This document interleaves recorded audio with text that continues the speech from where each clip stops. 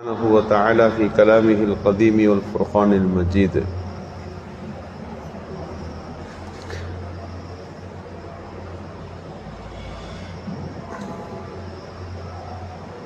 نحن نقص عليك صدق الله المولانا العظيم.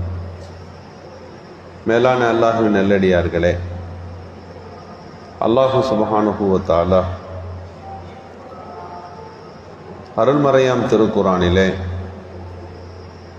பல்வேறு நபிமார்களின் வரலாறுகளை, பல்வேறு சமூகங்களின் வரலாறுகளை எடுத்து சொல்லுகிறான். நஹ்னு நகுஸ்ஸு அலைக்க, உங்களுக்கு பல்வேறு வரலாறுகளை நாம் எடுத்து சொல்லுகின்றோம், அழகிய வரலாறுகளை எடுத்து ஓதுகின்றோம். அந்த வரலாறுகளிலே இருந்து நீங்கள் படிப்பினை பெற வேண்டும் என்பதற்கு என்றெல்லாம் திருக்குரானிலே பல்வேறு சமூகங்களின் வாழ்வு, அவர்களின் தாழ்வு, அவர்களின் சூழல்கள் அத்தனையும் எடுத்து சொல்லி நீங்கள் உங்கள் நிகழ்கால வாழ்க்கையை எப்படி அமைத்து கொள்ள வேண்டும் என்பதை சுருக்கமாக அல்லாஹ் அவற்றிலே பாடம் நடத்துகின்றான். சமூக உணர்வுகளோடும் சமுதாய அக்கறையோடும் அவர்கள் எப்படி வாழ்ந்தார்கள் என்பதை அந்த வரலாறுகளிலிருந்து எடுத்துக்கொள்ள முடியும். ஒரு சமூகம் எப்படி நீதியாக வாழ்ந்தது என்பதை புரிந்து கொள்ள முடியும். ஒரு சமூகத்தினுடைய சில செயல்பாடுகளால் எப்படி அழிந்து போனது என்பதையும் படிக்க முடியும். எனவே நமக்கு வரலாறு சார்ந்த நிகழ்வுகளை தெரிந்து கொள்வதும் படித்துக் கொள்வதும் அவசியமாக இருக்கிறது. அந்த எல்லா வரலாறுகளிலும் ஒரு செய்தி மையமாய் இருக்கும்.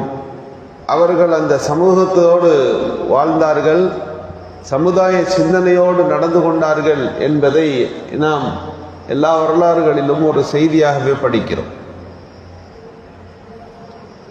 சமூக அக்கறைனா என்ன?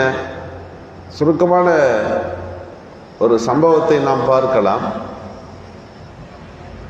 மன்னர் நௌஷேர்வான் அப்படின்னு ஒரு மன்னர் இருந்தார். நபி ஸல்லல்லாஹு அலைஹி வஸல்லம் பிறக்கும்போது அவர் தான் மன்னராக இருந்தார். அவரை பற்றி ஒரு செய்தி, அவர் தெருவில் நடந்து வந்து கொண்டிருக்கிற போது வயதான முதியவர் ஒருவர் மரம் நட்டு கொண்டிருந்தார். மரத்தை பார்த்து மரம் கன்றை நட்டு கொண்டிருக்கிறார். அப்போ மன்னர் சொன்னார், இந்த வயசானவருக்கு எவ்வளோ ஆசை பாருங்க, இவர் அந்திம காலத்தில் இருக்கிறார், இந்த மரம் வளர்ந்து இது பயன் தர்ற வரைக்கும் இவர் இருப்பாரா? ஆனால் மரம் நட்டுக்கிட்டு இருக்கிறார் அப்படின்னு சொல்லி பேசினார். அப்போ அந்த முதியவர் மன்னரை பார்த்து கேட்டார், எல்லோரும் இதுபோல தனக்கு பயன் தருகிற வகையில் மட்டுமே மரங்களை நட்டு கொண்டிருந்தால் உலகத்தில் காடுகள் இருக்க முடியுமா, மரங்கள் இருக்க முடியுமா? அவங்க வாழ்க்கையை தாண்டி அது எல்லாருக்கும் பயன் தரணும் என்ற சிந்தனையோடு தான் எல்லா மரங்களும் நட்டப்பட்டது. அதில் இது ஒரு மரம் அப்படின்னாங்க. மன்னர் அவருடைய பேச்சில் ரொம்ப மகிழ்ச்சி அடைந்தார். பரவாயில்ல, சமுதாய அக்கறையோடு இந்த பெரியவர் வாழ்கிறார். இவர் இந்த மரத்தை நடுறதுக்கு காரணம் இவருக்கல்ல, தனக்கு அடுத்து வருகிற சந்ததிகள், தலைமுறைகள் இந்த மரத்தில் பயன் வரணும் என்ற தூர நோக்கோடு இவருடைய சிந்தனை, சமுதாய அக்கறை இருக்கிறதே, இவருக்கு ஒரு பரிசு கொடுங்க அப்படின்னு சொன்னார். பரிசு கொடுத்த உடனே அந்த பெரியவர் சொன்னார், இந்த மரத்தை நட்டுறாரு, இவருக்கு என்ன பயன் கிடைக்க போகுதுன்னு நினைச்சிங்க, இது வளர்றதுக்கு முன்னாடியே இந்த பயனை வாங்கி கொடுத்துட்டு பாருங்க இந்த மரம் அப்படின்னு அந்த பெரியவர் சொன்னார். சமயோஜிதமான பதிலை கேட்டுட்டு மன்னர் சந்தோஷப்பட்டு சொன்னாராம், இப்போ இவருக்கு இன்னொரு பரிசு கொடுங்கப்பா அப்படின்னா, 2 பரிசா கொடுங்க என்று சொன்ன உடனே அதை பெற்றுக்கொண்டு அந்த பெரியவர் சொன்னார், பரவாயில்லை, எந்த மரமாக இருந்தாலும் வருஷத்தில் ஒரு தடவை தான் பயன் தரும்னு சொல்லுவாங்க, நாம் நட்டிய மரம் வருஷத்தில் 2 தடவை பயன் தந்து விட்டதே அப்படின்னு அவர் கேட்டார். மன்னர் சொன்னாராம், பெரியவர் அதி புத்திசாலியாக இருக்கிறாரு, இப்படியே ஒவ்வொரு பேச்சுக்கும் ஒரு தெளிவான பதிலை சொல்லி இருக்கிற காசுகளை எல்லாம் கஜானாவை காலி செய்து விடுவார் போல இருக்கிறதே அப்படின்னு இந்த மன்னர் சொன்னார். இந்த வரலாற்றின் செய்தியில நாம் புரிந்து கொள்வது, ஒரு அந்திம காலத்தில் ஒருவர் வந்து ஒரு மரத்தை நட்டுகிறார் என்று சொன்னால் அது அவருக்குரியதல்ல, அடுத்த தலைமுறைக்கும் சந்ததிகளுக்கும் இது பயன் தர வேண்டும் என்கின்ற உயர்ந்த நோக்கம். நபிகள் ஸல்லல்லாஹு அலைஹி வஸல்லம் அவர்கள் அந்த சமூக அக்கறை ஊட்டினார்கள். கன்றிலே ஒரு ஈச்ச மர கன்று இருக்கிறது, பேரித்த மரம் கன்று ஒன்று இருக்கிறது. ஆனால் கியாமத்தினுடைய அறிகுறிகளையும் அடையாளங்களும் அங்கு தென்பட தொடங்கி இருக்கக்கூடிய ஒரு நேரம். நட்டனாலும் கொஞ்ச நேரத்தில் உலகமே அழிய போகுதுதான். இந்த மரத்தை அவர் நடுவதா அல்லது விட்டுவிடுவதா என்றால், நபிகள் ஸல்லல்லாஹு அலைஹி வஸல்லம் சொன்னார்கள், அந்த கடமை, சமூக கடமைக்கான அந்த அடையாளமான ஈச்சம் கன்றை நீங்கள் நடுவதுதான் முக்கியம். நட்டுருங்க, உங்கள் கடமையை நீங்கள் நிறைவு செய்யுங்க, அதிலிருந்து நீங்கள் பின்வாங்க வேண்டாம். அதில் என்ன பயன் என்பது கூட அடுத்தது தான். ஆனால் உங்கள் கடமை சமூகம் சார்ந்ததை, உங்களுடைய வாழ்வின் ஒரு பகுதி, அதை நீங்கள் நிறைவேற்றி விட வேண்டும் என்கின்ற இந்த ஹதீஸ் இருக்கிறதே, சமூக சிந்தனையும் அக்கறையும் இந்த சமுதாயத்திற்கு ரொம்ப முக்கியம். நீங்கள் யோசித்து பாருங்கள், தன்னை எரித்து வெளிச்சம் கொடுத்து கொண்டிருக்கக்கூடிய மெழுகுபத்தி, தான் இறந்த பிறகும் தோளாய் வந்து தேய்ந்து கொண்டிருக்கிற ஒரு இறந்து போன மாடு, ஒரு சமூகத்திற்கு எப்படிப்பட்ட பயன்களை தான் இருந்தபோதும் தன்னை வீழ்த்தியும் தான் அழிந்த பிறகும் தந்து கொண்டிருக்கிறது. இவைகளெல்லாம் மனிதர்களுக்கு ஒரு பாடம். தன்னால் சமூகத்திற்கு என்ன பயன்? ஹஜ்ரத் சுலைமான் அலைஹிஸ்ஸலாம் நடந்து போய் கொண்டிருந்தார்கள். அப்போது எறும்புகள் எல்லாம் பரவி இருந்தது.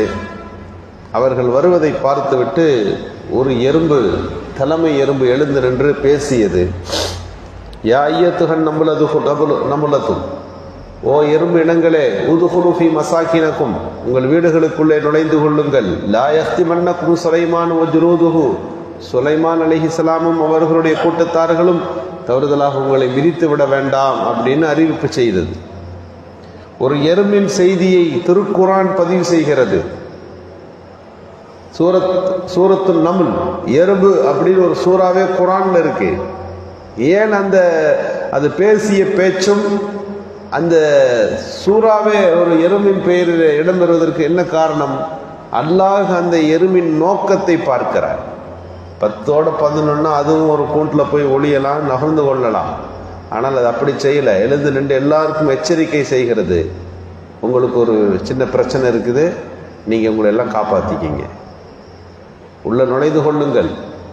அந்த அவேர்னஸ், அந்த சமூகத்திற்கு வழிகாட்டுகிற பண்பு, ஏதாவது இந்த தன் இனத்திற்கு பயன் வந்து விட வேண்டும் என்கின்ற அதனுடைய குறிக்கோள், அந்த சமூகத்துக்கு இருக்கின்ற ஆபத்தை விட்டு அவர்களை தவிர்ப்பதற்காக பாடுபடுதல், அவர்களுடைய முன்னேற்றம் குறித்துள்ள சிந்தனை, எத்தனையோ விஷயங்களை எறும்பின் வார்த்தைகளிலிருந்து நம்மால் பெற முடிகிறது குர்ஆன்ல. அதனால தான் அது சாதாரண வாசகம் இல்லை.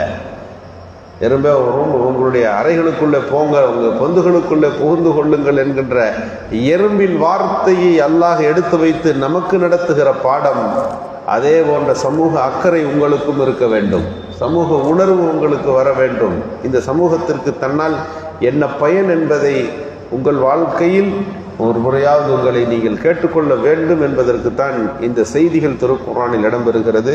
எனவே சமூகம் சார்ந்த சிந்தனையை வளர்த்து கொள்ளுகின்ற நல்ல தௌஃபீக்கை அல்லாஹ் நல்குவானாக. சுப்ஹானல்லாஹ்.